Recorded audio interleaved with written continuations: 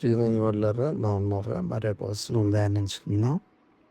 ఎలాగనగా మీరు నా యందు చూసినట్టు నా యందు ఉన్నదని మీరిప్పుడు వినుచున్నట్టు పోరాటం మీకును కలిగి ఉన్నందున క్రీస్తునందు విశ్వాసం ఉంచటం మాత్రమే కాక ఆయన పక్షమున శ్రమ పట్టి ఆయన పక్షమున మీకు అనుగ్రహింపబడింది. ఫిలిప్పి 1:29-30.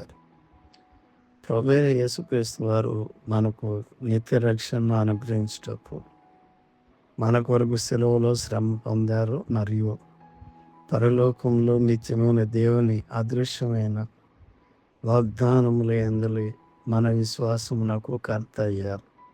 కానీ మన విషయంలో కూడా మనము విశ్వసించు దానిని మరియు నిరీక్షించు వాటిని గురించిన సువార్తను ప్రకటించు నిమిత్తము మనము కూడా శ్రమ పడాలి.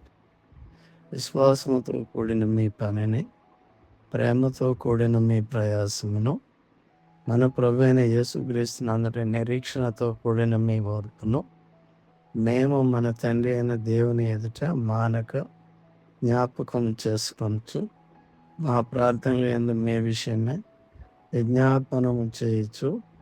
మీ అందరి నిమిత్తము ఎల్లప్పుడూ దేవునికి కృతజ్ఞతాస్తుతులు చెల్లించుచున్నాము అని వ్రాయబడి ఉన్నది.